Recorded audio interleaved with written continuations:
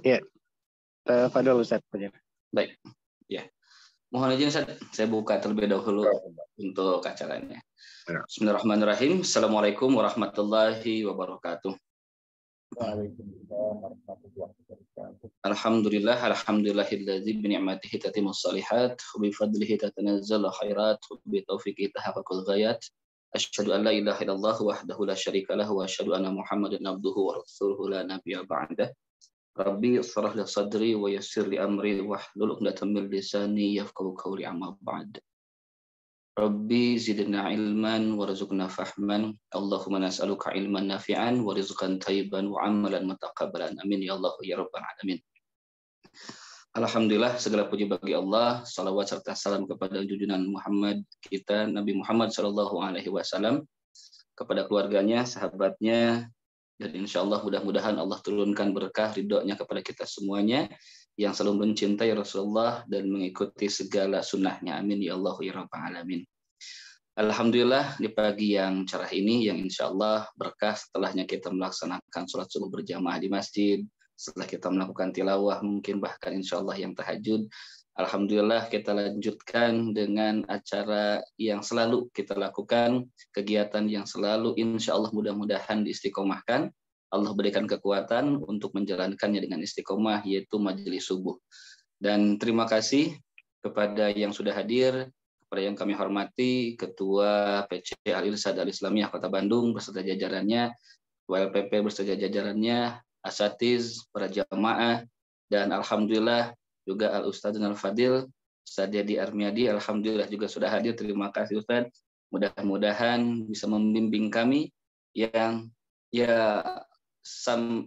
orang-orang yang fakir tentang ilmu ini rasanya butuh terus untuk diingatkan Ustadz. Dan alhamdulillah kita tahu dalam Al-Quran bahwasanya zakir, maka berilah terus pengingat, sesungguhnya pengingat itu sangat bermanfaat dan faul mukminin, sangat bermanfaat bagi kita semuanya, orang-orang yang mengaku bahwasanya kita adalah orang-orang yang beriman. Mudah-mudahan diingatkan terus oleh orang-orang alim, oleh orang ustadz, oleh guru-guru kita, sehingga kita bisa berkumpul dengan orang-orang yang dicintai oleh Allah Subhanahu wa taala, yaitu orang-orang yang berilmu dan mengamalkan ilmunya insya Allah.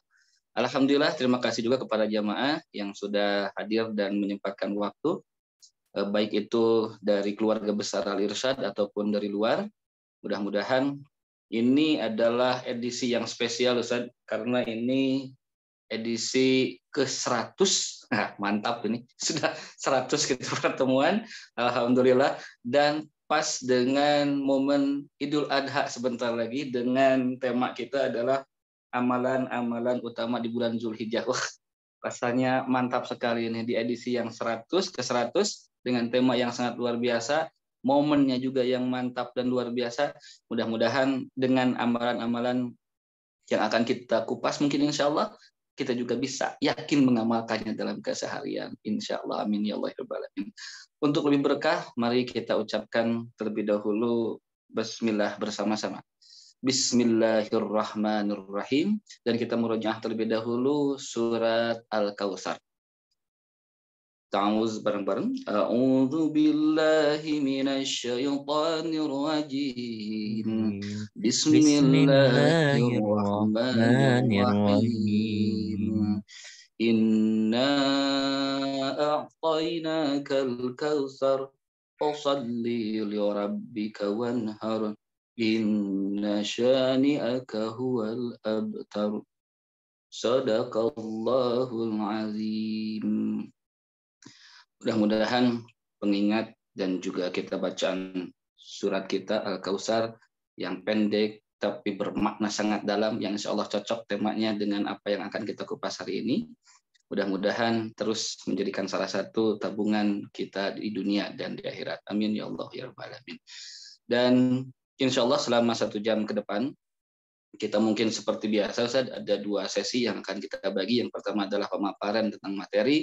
Selanjutnya apabila masih ada waktu kita akan masuk ke sesi yang kedua, yaitu tanya jawab seperti itu. Dan tanpa berpanjang kala mungkin karena takutnya nanti ada beberapa yang pertanyaannya banyak ataupun jawabannya juga nggak panjang dan materinya yang sangat luar biasa bagus sehingga kita akan terus terpana mungkin nanti dengan Ustadz. Dan mohon sedikit cerita mohon Ustadz. Saya di 2 minggu kemarin saya mencari tentang video-video tentang makanan buah-buahan tentang anggur. Ternyata saya melihat ada video Ustadz yang tentang mencangkok apa itu anggur. Saya tidak sengaja. Sekarang ketemu, Masya Allah. Karena saya lagi ingin mencoba bercocok tanam anggur. Ternyata ketemu sekarang di masjid di majelis ini. Masya Allah. Mudah-mudahan saya ingin nanti bertemu dengan langsung, Ustaz. Sehingga bergurunya lebih mantap lagi. Alhamdulillah. Terima kasih. Itu hanya sedikit intermezzo saja. Karena ya itulah qadarullah. Semuanya diatur Allah Subhanahu wa taala. Terima kasih Ustaz. Mangga silakan. Kami persilahkan. Bismillahirrahmanirrahim. Innal hamdalillah nahmaduhu wa nasta'inuhu wa nastaghfiruh wa na'udzu billahi min shururi anfusina wa min sayyiati a'malina. May yahdihillahu fala mudilla lahu wa may yudlilhu fala hadiya lahu. Wa asyhadu an la ilaha illallah wahdahu la syarika lahu wa asyhadu anna Muhammadan 'abduhu wa rasuluh. Allahumma shalli wa sallim wa barik ala sayyidina Muhammad wa ala alihi wa ashabihi wa sallama tasliman katsiran wa ba'd. Alhamdulillah, sahabat-sahabat sekalian, uhayyiukum bitahiyatil Islam. Assalamualaikum warahmatullahi wabarakatuh. Waalaikumsalam warahmatullahi wabarakatuh. Puji dan syukur kita panjatkan kehadirat Allah Ta'ala, berkat hidayah dan inayahnya kita masih bisa mengisi waktu-waktu kita dengan talabul ilm, ya, yang mana dia adalah fardhatun ala kulli muslim. Dia adalah fardhu ain bagi setiap muslim, yang mana kita tahu betul bahwasanya yang fardu dalam hal menuntut ilmu ini adalah yang sifatnya muamalah bainal abdi wa rabbi. Bagaimana seorang hamba berhubungan dengan Allah Ta'ala. Semoga Allah Ta'ala berkahi pertemuan kita ini, ya, sehingga Allah Ta'ala menambah ilmu kita dan kemudian mengampuni dosa-dosa kita dan menyempurnakan hidayahnya kepada kita insya Allah. Ya, mungkin intermezzo juga sedikit ya, yang memang betul saya di rumah aktivitas diantaranya adalah budidaya anggur. Mangga yang mau belajar, sering ada kelas di sini, kelasnya kelas gratis ya, belajar budidaya anggur. Walaupun pemain utamanya sebetulnya istri saya, beliau trainer utamanya, dan alhamdulillah kami sudah punya sekitar 1.500 anggota komunitas dan sudah punya juga beberapa kebun ya, Masya Allah. kebun binaan. Jadi Indonesia ini core defisit ekspor impor nilainya kadang-kadang sampai 16 triliun ya dalam 1 tahun pernah, dan kemungkinannya lebih naik lagi. Tekor ekspor buah, kita jualan buah keluar, nilainya sekian gede, tapi kita juga beli keluarnya juga lebih banyak lagi. Dan anggur ini penyumbang tekor paling tinggi. Ya, kemudian ada pir, ada apel, ada jeruk gitu ya. Apalagi di Ramadan tentunya mungkin kurma ya. Ya itu intermezzo aja sedikit sama ya. Nah, sahabat sekalian, mungkin kita langsung kepada materi. Kita sudah sering mendengar hadis keutamaan tentang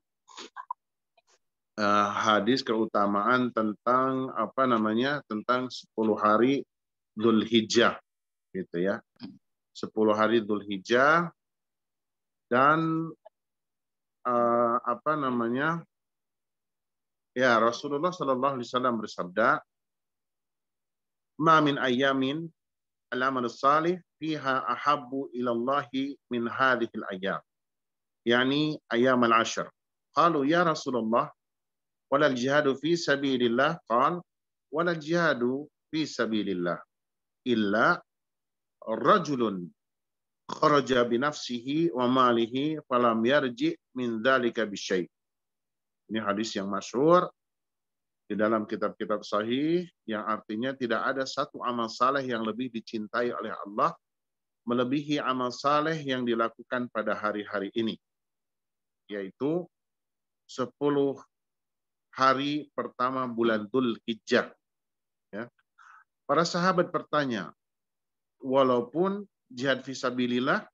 Nabi SAW menjawab, Tidak pula jihad fi sabilillah, kecuali orang yang berangkat jihad dengan jiwa dan juga membawa hartanya, namun dia tidak kembali, jadi mati syahid. Kecualinya pengecualiannya itu ya. Jadi bukan main. Nah, sekarang kita sebelum kita berpikir mencari apa yang menjadi amal-amal utama ketika kita Dzulhijjah, sahabat-sahabat sekalian perlu dipahami bahwasanya bobot amalan harta, ya, amaliyah terkait harta terkait bulan Dzulhijjah ini besar atau kuat, gitu ya. Besar ataupun kuat, ini yang harus kita pahami. Ya, contohnya apa? Misalnya ibadah haji, yang itu rukun Islam. Yang kedua, menyembelih hewan kurban. Nah, saya ingin meluruskan dulu mental kita terkait dengan bobot amalan terkait dengan harta. Ya. Dasarnya apa? Adalah dasarnya firman Allah, lan tanalul birra hatta tunfiqu mimma tuhibbun. Lan tanalul birra hatta tunfiqu mimma tuhibbun. Tidak sempurna ya kebaikan seseorang hatta tunfiqu, sampai dia berinfak. Nah, ini babnya mengeluarkan harta di jalan Allah karena Allah. Mimma tuhibbun, atas harta yang ia cintai. Ya, jadi ini harus jadi mental dasar pijakan kita ketika kita beramal terkait harta. Ya, jadi sahabat sekalian, pelajaran apa yang bisa kita ambil dari ayat ini? Ya, kalau kita pergi ke masjid, kita tahu di sana ada kenceleng, kita rogoh rigen kecil, kalau kita naruh kembalian uang, ambil ngarawu, begitu ya kalau kata bahasa Sunda mah. Rawu saja uangnya, begitu di kenceleng kita nggak peduli itu berapa, buruk aja diinfakkan. Ya. Adakah apakah hal ini dicatat sebagai amal saleh? Insya Allah dicatat sebagai amal saleh. Ya, karena Allah Ta'ala berfirman, "Faman ya'mal mithqala dzarratin khairan yarah." Ya, jadi sebesar biji zarrah pun ketika kita berinfak, itu insya Allah ada nilainya di sisi Allah Ta'ala. Tapi ayat semodel ini belum sampai kepada maqam lan tanalul birra hatta tunfiqu mimma tuhibbun. Tidak sempurna kebaikan seseorang sebelum dia berinfak atas dasar harta yang ia cintai. Infaknya nonjok, begitulah, ya. Berkurbannya nonjok. Gitu. Kita bisa ngambil ibrah pelajaran anak Adam yang pertama diperintahkan oleh Allah Ta'ala untuk berkurban adalah Qabil dan Habil. Yang satu diterima kurbannya oleh Allah, di sisi Allah, yang satu ditolak oleh Allah Ta'ala. Yang diterima yang bagaimana? Ya, dia seorang peternak, peternaknya peternak sukses, ada perintah kurban, dia pilih hewan yang terbaik. Ya. Dia pilih yang terbaik, yang termontok, paling gemuk, kemudian dia kurbankan. Ya. Mungkin ada nafkah untuk anak, ada untuk istri, ya, hewan-hewan tersebut. Dia tidak prioritaskan terbaik untuk manusia, tapi dia prioritaskan untuk Allah hewan terbaiknya. Diterima. Ya. Nah, kemudian yang satunya lagi seorang pekebun, seorang petani yang sukses juga. Ya, kebun kurmanya, kebun tingnya, barangkali kebun anggurnya dan lain sebagainya, pokoknya mah sukses. Ya, engkolnya, tomatnya, merenan gitunya. Apa yang dia kurbankan? Dia kurbankan mana yang buruk, mana yang busuk, mana yang dimakan ulat, mana yang dia sudah tidak mau memakannya, begitu ya. Dia persembahkan untuk berkurban kepada Allah. Dan ini ditolak hadirin azakumullah oleh Allah karena tidak mempersembahkan yang terbaik untuk Allah Ta'ala. Ya, jadi inilah mental, ya, mental terbaik. Kenapa? Kan di antara keutamaan Dzulhijjah itu kita menunaikan ibadah haji, ya, plus umroh di sana. Misalnya kalau tamattu, kemudian kurban, ini kan terkait dengan harta. Kita perlu mental kesiapan ke sana. Kadang-kadang seseorang rajin investasi nambah rumah. Saya sudah punya rumah 5, aduh ini saya investasi, ya, nambah 1, nambah 2, tapi dia tidak mau menunaikan ibadah haji, tidak mau daftar haji. Mau yang plusnya, mau yang regulernya, mau yang furodanya, tidak mau daftar. Ya, ini kan cobaan terkait dengan harta. Ini jangan-jangan terhitung bakhil. Ya, seseorang nih kurban, ya, kurban. Kurban apa yang dipilih? Geningan kambing domba juga ada yang 1.500.000 gitu ya. Ada yang 2 juta, ya udahlah 2 juta aja lah. 2 juta aja lah. Ada sekarang mah rezeki lagi seret, lagi repot, misalnya begitu ya. Tapi yang bersangkutan masih mampu, masih bisa ganti handphone setiap tahun. Ya, handphonenya juga levelannya Samsung 5 up atau bahkan iPhone yang minimalnya 10 juta misalnya ya. Jadi untuk kurban tidak mampu kualitas terbaik, tapi handphone setiap tahun harus ganti dengan kualitas tertinggi. Ya. Jangan-jangan ini termasuk kategori bakhil di sisi Allah. Ya, jadi terkait dengan ayat ini, lan tanalul birra hatta tunfiqu mimma tuhibbun, tidak sempurna kebaikan seseorang sebelum dia berinfak atas harta yang ia cintai. Abu Talhah radhiyallahu anhu, seorang Ansar, langsung merapat kepada Rasulullah. Wahai Rasulullah, tidak ada harta yang aku paling cintai kecuali kebunku, yaitu Bayruha. Bayruha itu adanya di depan Masjid Nabawi. Barangkali sekarang kalau masih ada sudah menjadi bagian dari Masjid Nabawi mungkin ya. Kalau sekarang masih ada. Langsung Rasulullah takjub. Wis ajib ini ya, bukan main. Ya, sampai ekspresi takjubnya itu diulang berkali-kali. Kemudian Rasulullah mengamanatkan, infakkan, sedekahkan untuk kerabatmu pada Abu Talha. Jadi kebun bagian yang di depan Masjid Nabawi. Ya. Ada lagi Umar Ibn Khattab. Kalau Umar Ibn Khattab bagaimana? Merapat ke Rasulullah terkait dengan ayat ini. Wahai Rasulullah, tidak ada harta yang aku cintai, yang paling aku cintai kecuali bagianku di Khaybar. Maka aku infakkan. Takjub juga Rasulullah. Terus amanah dari Nabi terkait dari kebunnya tersebut adalah tahan pokoknya, bagikan hasilnya. Jadi maksudnya kebunnya tidak dijual kemudian uangnya dibagi-bagi, atau tidak dibagi-bagi kebunnya, tapi dibiarkan kebunnya setiap panen dibagi-bagikan hasil panennya. Makanya ini kemudian jadi dalil, jadi nas kebolehannya ada wakaf produktif. Ini dasar hukumnya. Nah, dan jangan sangka hadirin azakumullah, jangan sangka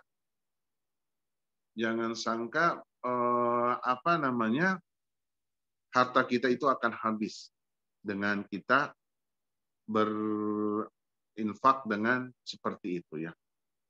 Dan jangan juga sangka bahwasanya pirage kebon gitu ya. Zaman sekarang kan saya aja punya kebun gitu ya, kebun sampe gitu. Tidak begitu. Kalau zaman Rasulullah, aset tertinggi, aset terbaik saat itu bagi penduduk Madinah adalah kebun. Ya, kita ingatkan siapa Salman Al-Farisi itu wasiat dari gurunya yang ahli kitab ketika disuruh hijrah ke satu tempat, patokannya kan ada kebun kurma. Jadi aset tertinggi itu adalah tanah yang ada kebunnya kebun kurma kebanyakan di Madinah. Jadi jangan samakan dengan kita sekarang, kayak kebun sampul. Kadang-kadang kalau dipanen teh biaya manennya aja lebih mahal dibandingkan dengan hasilnya. Tidak. Barangkali kalau levelan sekarang itu apa ya? Ruko, misalnya begitu ya. Atau kos-kosan, ada tuh ibu dari mana tuh yang mewakafkan hotelnya ya. Hotel produktifnya. Nah, nonjok begitu. Bukan main. Nah, jadi sebelum kita membahas sedikit banyak tentang amalan, bulan Dzulhijjah yang harus kita pahami adalah bahwasanya amalan ini harus punya dasar gairah yang kuat untuk berbagi, berkorban, ya, termasuk mengeluarkan harta. Ya, ini yang harus jadi dasar. Nah, kemudian kita berangkat amalan apa yang harus kita tunaikan di bulan Dzulhijjah. Itu ya. Yang pertama adalah tentunya ibadah haji. Kenapa perlu disampaikan nomor hiji ibadah haji? Ya, ini yang online tidak ada yang sambil ibadah haji mungkin ya, lagi di Tanah Haram mungkin ya, tidak ada ya. Ya, karena tapi secara ilmu perlu disampaikan yang pertama itu adalah ibadah haji. Kenapa? Karena dia bagian dari rukun Islam. Ya, ketika Jibril datang bertanya kepada Rasulullah, akhbirni anil Islam, jawab Rasulullah, antashhada an la ilaha illallah wa anna Muhammadar Rasulullah, yaitu membaca 2 kalimat syahadat. Kemudian wa tuqimus shalah, kamu mendirikan salat, menegakkan salat.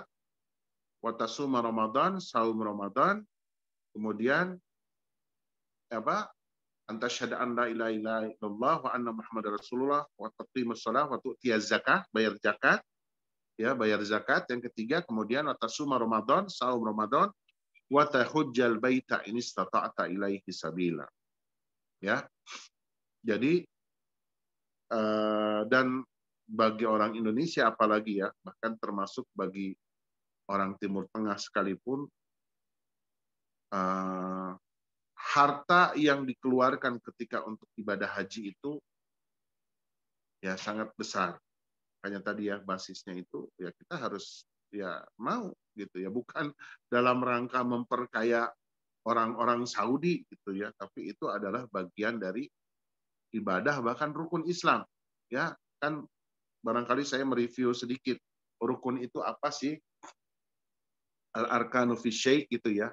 Rukun-rukun dari sesuatu itu yang mana kalau rukunnya tidak ada maka dia dianggap tidak ada, tidak melakukan. Misalnya rukun haji nih. Misalnya rukun haji itu adalah wukuf di Arafah. Ya, dia lakukan tawaf ifadah, dia lempar jumroh, terus apalagi mabit di Mina, tapi dia tidak wukuf. Ya. Maka dia dianggap tidak menunaikan ibadah haji. Dia tidak menunaikan ibadah haji. Nah, ketika dia bagian dari rukun Islam, ya, walaupun dia membaca 2 kalimat syahadat, walaupun dia sholat, zakat, dia punya harta, tidak mau, tidak berminat, tidak bergairah untuk menunaikan ibadah haji. Jangan-jangan ini dianggap tidak Islam. Karena definisi rukun itu seperti itu. Ya. Definisi rukun itu seperti itu. Ya, jadi ibu-ibu, bapak-bapak, harus ada gairah yang kuat untuk menunaikan ibadah haji, gitu ya. Dan saya khawatir termasuk orang-orang yang punya penyakit di dalam hatinya ketika dia bukan termasuk orang yang ingin menunaikan ibadah haji, gitu ya. Kumaha atuh Ustadz, mungkin takut saya belum bertobat, nanti dosa-dosa saya di sana langsung kontan dibayar oleh Allah di tanah suci, gitu ya. Nah, ini justru anggapan begini ini adalah anggapan yang mungkin bisikan dari syaitan agar kita tidak mau menunaikan ibadah haji. Yang di sini suka mengumpat, nanti di sana diumpat gitu ya. Yang di sini pernah ngelemparin orang, nanti dibaledong kubatur begitu ya. Nah, naudzubillah min dzalik. Naudzubillah min dzalik. Jadi yang pertama ibadah haji. Yang kedua tentunya ibadah kurban, ya, ibadah kurban. Kita menunaikan ibadah kurban. Kalau yang menunaikan ibadah haji ada hadyu, ya ada hadyu. Rasulullah sangat biasa menunaikan ibadah kurban. Selama 10 tahun setiap tahun, ya, selama 10 tahun setiap tahun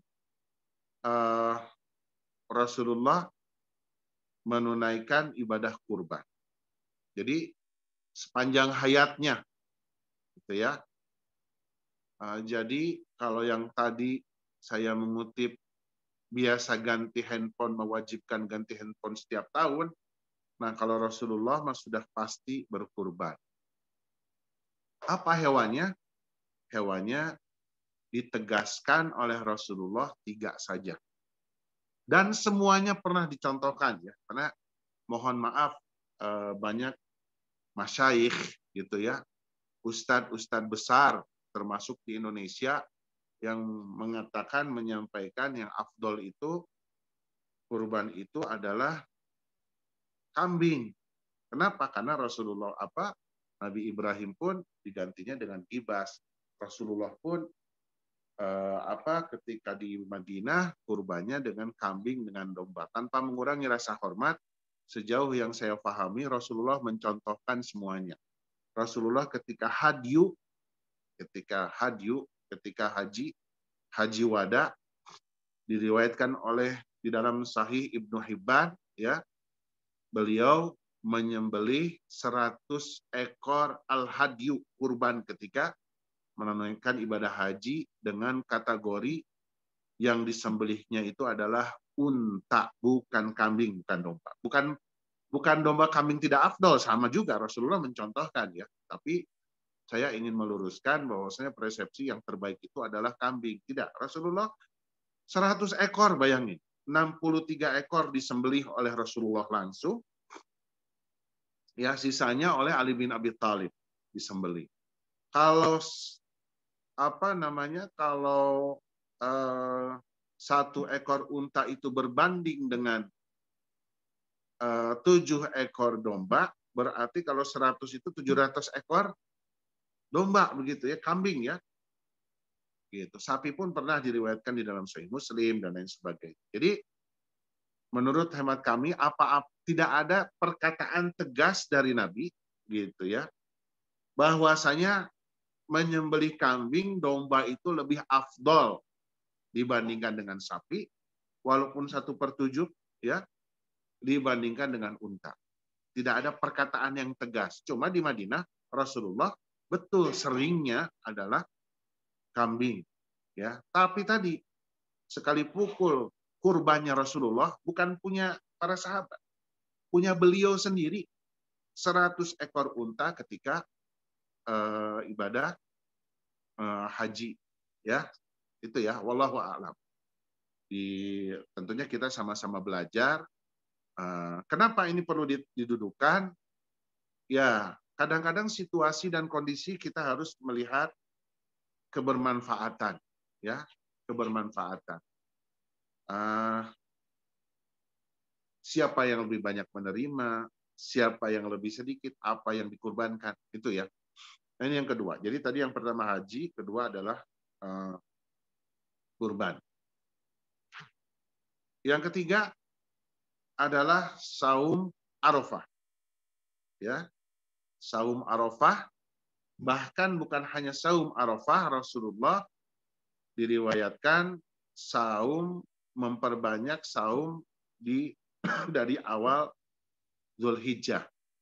Ya. Jadi kalau yang tidak bisa, berapa? 9 hari ya. Dari tanggal 1 sampai Arafah, kita bisa pilih nanti Senin Kamisnya, bisa pilih Daudnya, atau pilih sesuka kita, perbanyak saum ketika ketika kita masuk bulan Dzulhijjah seperti sekarang ini. Ya. Ini yang ketiga. Terus apalagi ya? Keempat, atas dasar bahwasanya Allah Ta'ala di dalam hadis menjelaskan seluas-luasnya memberikan pengampunan pada hari wukuf di Arafah, maka perbanyak taubat ketika bulan Dzulhijjah tiba.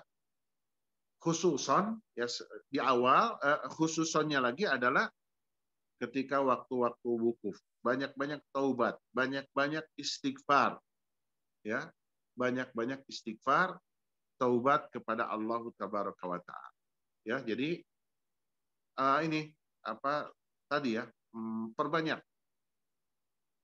Kemudian memperbanyak ibadahnya juga menyertainya, ya, sholat malamnya, sholat duhanya, tilawah Al-Qur'annya. Pokoknya mirip-mirip ya dengan apa? Dengan 10 hari terakhir di Ramadan. Ya, memang kan kadang-kadang para khatib, para dai menyampaikan ketika terkait dengan 10 hari Dzulhijjah ini dengan menyampaikan awal dari surat Al-Fajr walayalin asyr, wal fajri walayalin asyr, dan 10 malam terakhir. Walaupun saya secara pribadi lebih memilih pendapat Imam Ibnul Qayyim Al-Jauziyah yang menyampaikan kalau malam yang lebih utama adalah 10 hari terakhir bulan Ramadan. Adapun siang adalah 10 hari awal di bulan Dzulhijjah. Gitu ya. Jadi zikir termasuk taubat di dalamnya. Kemudian tadi memperbanyak ibadah untuk taqarrub kepada Allah Tabaraka wa Ta'ala. Nah, hadirin azakumullah, barangkali tidak banyak yang saya sampaikan, ya, singkat-singkat saja, tapi mudah-mudahan bisa membekali apa yang kita hadapi, ya. Yang paling pokok yang ingin saya sampaikan itu adalah tadi mental ketika kita bab berinfak. Jangan sampai kita mendahulukan Allah itu kita siapkan hanya sisa-sisa saja dari harta kita. Ya. Jangan sampai harta-harta sisa saja. Walaupun tadi kita punya pakaian layak pakai, daripada sudah tidak kepake, masih betul-betul layak, bahkan masih bagus, kita bagikan, itu manfaat insya Allah. Dan ada amalnya, ada amal saleh. Di sana ada pahala di sisi Allah di sana. Yakin itu. Ya, kita punya barang-barang yang masih bagus, ya, dan belum, sudah lama tidak kita pakai, kita berikan kepada orang. Tapi ingat, kesempurnaan, ya, bab infak itu, kesempurnaan mengeluarkan harta di jalan Allah itu adalah tadi harus nonjok, gitu ya. Mari kita mulai coba sekarang kalau mau ke masjid, buka dompet, ya. Kalau mau infaknya coba berani nggak yang warna biru? Birunya biru gede ya uangnya ya, bukan biru kecil ya, yang bulao ya. Kalau yang biru kecil kan sekarang suka patuker 2.000 dengan duit 50.000. Atau yang warna merah, gitu ya. Berinfak ke masjid, memberikan kepada orang fakir miskin yang nonjok 50.000, 100.000, bukan hanya milih-milih uang yang 5.000 barijeng sudah butut lagi ya duitnya gitu. Barangkali itu saja ikhwal kiram, semoga bermanfaat bagi kita semua, khususan bagi Anda dan umumnya bagi kita. Wallahu a'lam bishawab. Masya Allah, terima kasih Ustaz atas pemaparannya dengan dalil yang sangat tegas dan jelas dan pemaparan yang sangat enak untuk didengar sekali. Dan bagi jamaah yang mempunyai pertanyaan, baik itu mungkin sesuai tema ataupun tidak, mungkin saja kalaupun memang ada beberapa yang mau bertanya di luar tema, kami persilahkan, baik itu mau raise hand terlebih dahulu ataupun mau masuk ke kolom chat, kami persilahkan. Nah, sambil menunggu, barangkali kalau ada memang yang mau bertanya, saya ingin tanya terlebih dahulu sebelum orang lain. Bagaimana ini pertanyaan yang sering di masyarakat itu, baik itu para dai ataupun mungkin yang khotib ataupun yang lainnya, penceramah, suka ada redaksi seperti ini ketika yang berkurban. Berkurban itu betul menggunakan kambing, unta, sapi, dan yang lainnya. Kalau nggak punya, pokoknya kurban saja. Mau hayam, mau entog, mau apa saja. Insya Allah pahalanya sama. Nah, itu seperti apa mungkin tanggapannya Ustaz, dengan apakah oh iya saya nggak mampu nih untuk yang kambing, sapi, apalagi unta tadi ya seperti Rasulullah sampai 100, Masya Allah. Luar biasa. Lalu ada kalau punya ayam, kurbanin ayam, nggak apa-apa. Nah, itu menanggapinya seperti apa Ustaz? Ya, hatur nuhun. Jadi itu mungkin statusnya masuknya ke sedekah gitu ya. Dia tidak mampu, gairahnya kuat gitu ya. Dan insya Allah itu ada pahala di sisi Allah. Apalagi dia sudah niat sebetulnya ingin berkurban. Jadi sehebat-hebatnya kita kurban sapi limousin sekarang gitu ya. Bisa jadi kalau ditimbang di sisi Allah dibandingkan dengan ayamnya Bilal bin Rabah, masih diterima oleh Allah ayamnya Bilal bin Rabah gitu ya, karena kesalehannya, berkurbannya. Mungkin catatannya titipannya mah satu aja gitu. Jangan sampai dia mampu kambing, bahkan mampu sapi. Sapi itu tidak harus 1/7 ya, cuma tidak boleh 1/8 atau lebih kecil dari itu. Kalau satu keluarga mau 1 ekor bisa, mau 3 ekor bisa. Rasulullah saja tadi 100 ekor unta, bukan 1/7 bagian dari unta, tapi 100 ekor unta. Di Madinah 2 ekor, ya, dan lain sebagainya, 2 ekor kambing. Nah, yang jadi masalah itu adalah dia mampu lebih dari 1 ekor hayam, gitunya. Tadi statusnya dia masih punya aset Harley 5, misalnya ya di rumahnya Harley 5, kemudian Rubiconnya 2, Alphardnya 3, ribab kurban, ayana entog. Nah, ini ya.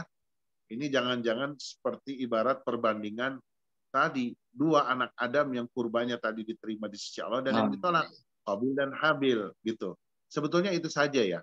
Kalau secara fikih ayam tidak bisa, tapi ketika dia memang betul-betul mau, insya Allah sedekahnya itu bisa jadi pahalanya melebihi kurbannya orang-orang yang mampu. Dengan catatan tadi ya, sekali lagi, memang dia memang tidak mampu. Wallahu a'lam bishawab. Masya Allah. Iya, karena memang banyak sekali untuk meningkatkan gairah masyarakat untuk berkurban, ya para mubalik mungkin seperti yang saja. Masya Allah, iya betul-betul. Kalau yang ini Ustaz, ada yang kita berkurban atas nama perorangan atau untuk kambing, atau kita satu keluarga, saya dengan keluarga. Nah, suka ada katanya cukup jangan 1 orang katanya, tapi harus dengan 1 keluarga, dengan 1 kambing pun bisa. Nah, mohon penjelasannya Ustaz. Ya, betul. Jadi cukup kum saja ya. Kum aja cukup. Nah, jadi nggak perlu misalnya kita ingin berkurban sekeluarga di papai, anak kahiji, ya kita, suami, ya istri, anak kahiji, anak kedua, anak ketiga, nggak perlu begitu. Tapi cukup kum aja, nggak perlu tidak perlu dipapai, di absen. Cukup. Insya Allah itu cukup. Bahkan Rasulullah pun berkurban atas nama umat beliau begitu ya. Umat beliau itu kan miliaran gitu ya. Ada yang sudah lahir, ada yang belum. Allahu a'lam. Jadi bisa langsung ya saja. Karena memang kadang-kadang suka ini punya siapa kata panitianya. Sebutin katanya satu-satu gitu. Ya. Walaupun kalau ada yang begitu juga kita nggak usah nggak usah menyerang begitu ya. Mungkin kan itu belum paham aja. Kalau begitu kan tidak lepas dari tidak lepas dari syarat sahnya kurban. Cuma sebetulnya tidak perlu begitu. Ya. Allah ta'ala. Baik. Ya, silakan ada yang mau bertanya untuk selanjutnya kami persilahkan kepada jamaah. Boleh untuk membuka mic-nya ataupun boleh masuk ke obrolan ataupun pesan, kami persilahkan.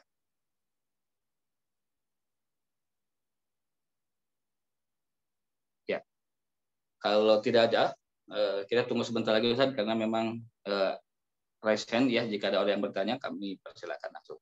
Karena ini masalah kurban sebentar lagi, sekitar beberapa hari lagi, sekalipun ada dua keputusan yang mungkin beberapa orang membingungkan, ataupun ini saya pilih yang mana ini, apakah Rabu sekarang nih ya fenomenanya Ustaz, apakah Rabu ataupun hari Kamis, terus kalaupun saum Arafahnya ini kapan akhirnya? Nah, ini yang akhirnya loh, yang lain kan sudah kurban ataupun sudah Idul Adha. Sekarang saya ngambilnya kepada yang hari Kamis, ini saum Arafahnya seperti apa gitu, apakah memang boleh atau tidak, saya agak ragu-ragu atau gimana. Nah, itu agak lumayan juga Ustaz. Mungkin ada pencerahan sedikit juga tentang bagaimana dua perbedaan ini dan kaitannya dengan saum Arafahnya. Ya, kalau saya sendiri secara pribadi ya untuk saum ikut yang wukuf gitu ya. Karena namanya juga saum Arafah. Saum Arafah. Tapi tentunya ini kalau kita ngotot pada masyarakat dijelaskan dan lain sebagainya, ini bakal ramai juga gitu ya. Tapi untuk saumnya saya ikut batasannya adalah wukuf, yang wukuf di Arafah. Tinggal dicek aja nanti wukuf di Arafahnya kapan. Gitu ya. Nah, kemudian yang selain daripada itu selain daripada itu ya ini kan masalah besar ya, masalah penentuan tanggal, dan menurut kami sih sebetulnya secara pribadi ya memang selama negeri-negeri Muslim itu belum sepakat akan senantiasa muncul seperti ini. Saya sebetulnya secara pribadi lebih setuju apa yang diambil keputusan pemerintah Afghanistan sekarang. Ya, Taliban ya. Apa yang dilakukan oleh Taliban sekarang ini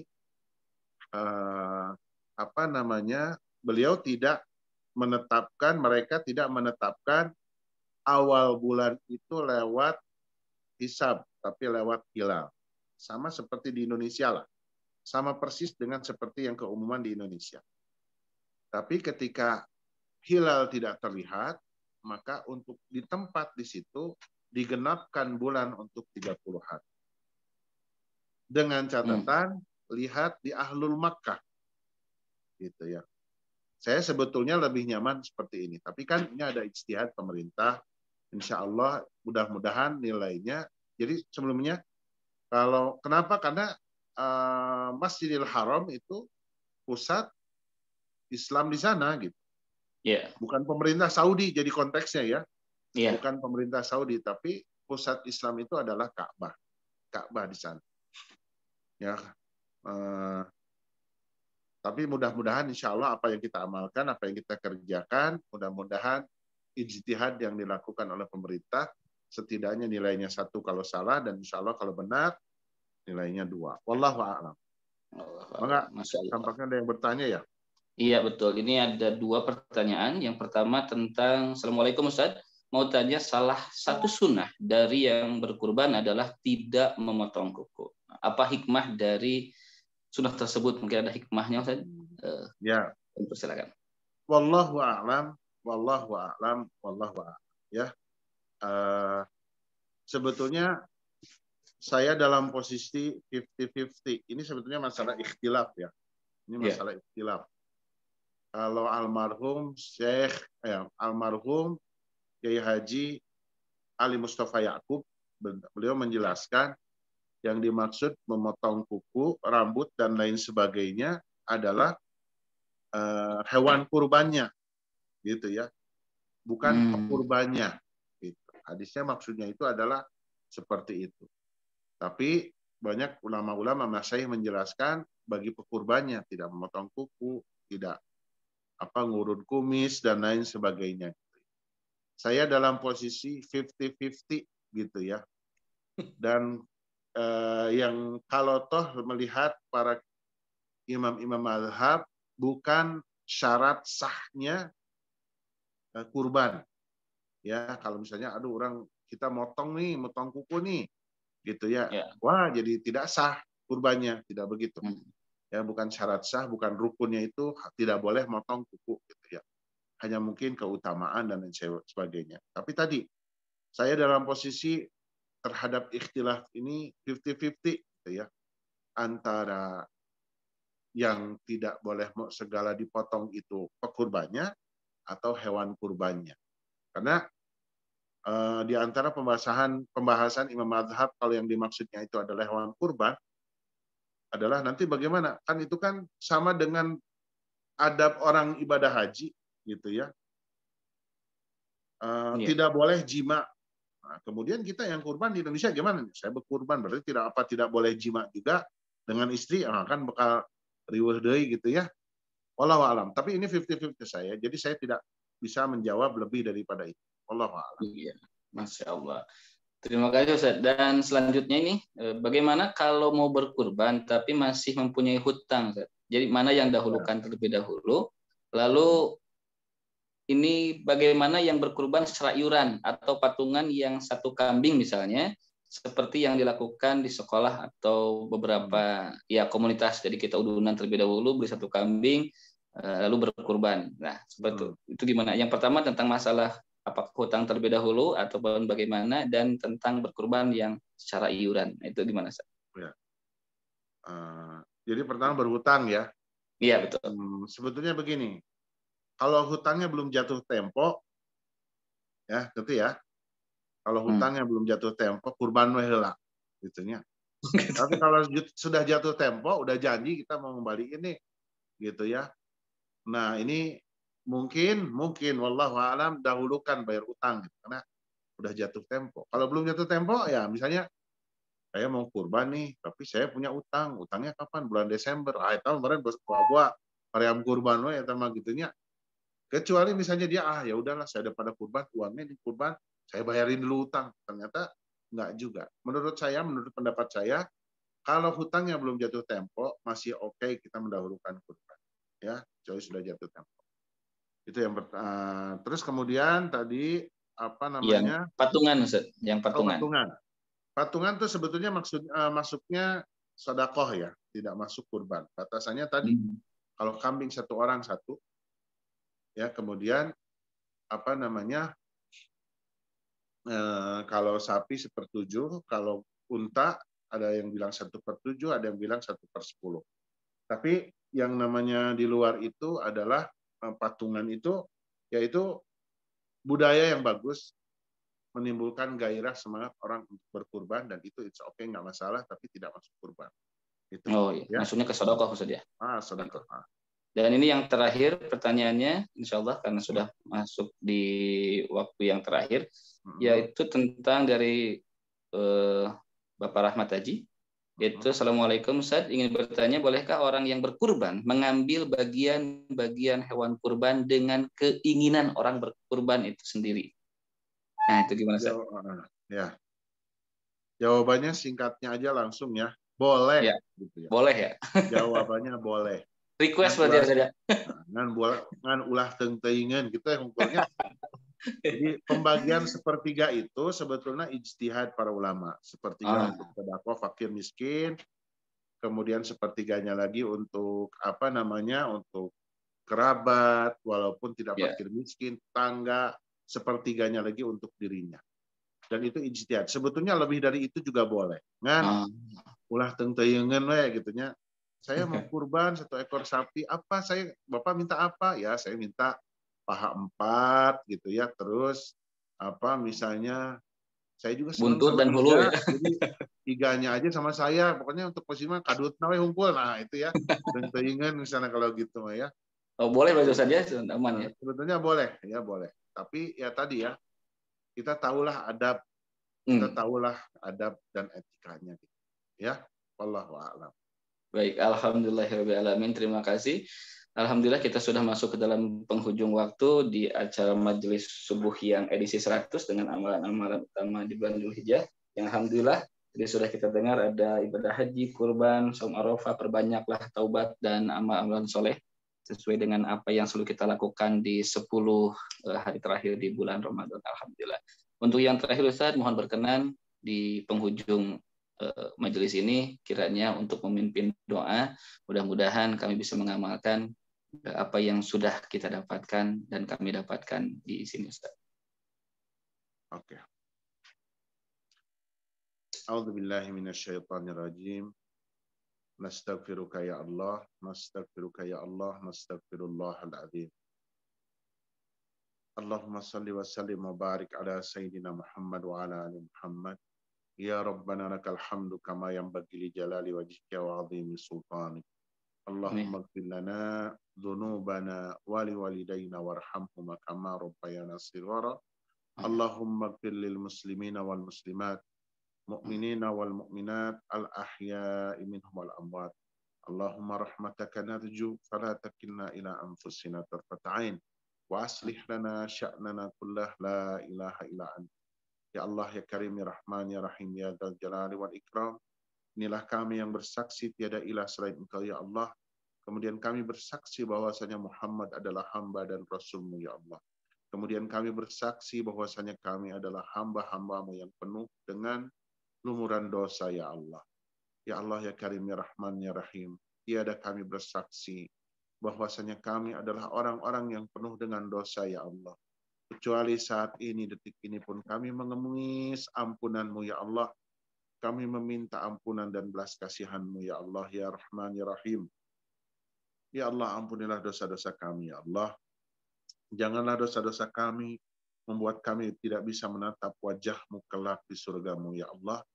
Janganlah dosa-dosa kami membuat kami tidak bisa berkumpul dengan Rasul-Mu Muhammad sallallahu alaihi wasallam. Sedangkan Engkau ajarkan kami untuk mencintai beliau ya Allah. Janganlah dosa-dosa kami membuat kami tidak berkumpul dengan para nabi dan Rasul-Mu ya Allah, yang hanya kami kenal karena keimanan kami saat ini walaupun kami belum pernah berjumpa dengan mereka ya Allah. Ya Allah, ampunilah pula dosa kedua orang tua kami, keluarga kami ya Allah. Jadikanlah keluarga kami adalah keluarga di dunia maupun di akhirat di surga-Mu kelak ya Allah. Ya Allah, jadikanlah kami orang-orang yang bermanfaat bagi umatnya Muhammad ya Allah. Ya Allah, jadikanlah kami orang-orang yang bisa memberikan manfaat bagi umatnya Muhammad Rasul kami ya Allah. Ya Allah, jadikanlah kami orang yang bermanfaat bagi umatnya Muhammad Rasul-Mu ya Allah ya Arhamar Rahimin, dan juga untuk manusia seluruhnya ya Allah. Allahumma inna nas'aluka salamatan fid din wa afiyatan fil jasad wa ziyadatan fil ilm wa barakatan fil rizq wa taubatan qabla al-maut wa rahmatan 'inda al-maut wa maghfiratan ba'da al-maut. Rabbana atina fid dunya hasanah wa fil akhirati hasanah wa qina adzaban nar. Subhana rabbika rabbil izzati amma yasifun wa salamun 'alal mursalin walhamdulillahi rabbil alamin. Walhamdulillahirabbil alamin. Barakallah, syukran kasiran Ustaz atas doanya yang sudah memimpin doa di pagi hari ini. Mudah-mudahan Allah dan yakin insya Allah akan dijabah dan kita termasuk orang-orang yang diampuni dosanya. Amin ya Allah ya Rabbal alamin. Dan terima kasih juga atas bimbingannya untuk pagi ini. Terima kasih banyak sekali ilmu yang kami dapatkan, dan mudah-mudahan kita terus untuk meningkatkan gairah tadi yang kata Ustaz, gairah berkurban, gairah untuk beramal, gairah untuk infak yang betul-betulnya infak yang insya Allah sempurna, lan tanalul birra yang tadi insya Allah. Amin ya Allah Rabbal alamin. Terima kasih Ustaz atas waktunya. Mudah-mudahan kita bisa bertemu lagi, bersilaturahmi lagi, dan kami mendapatkan bimbingan lagi insya Allah.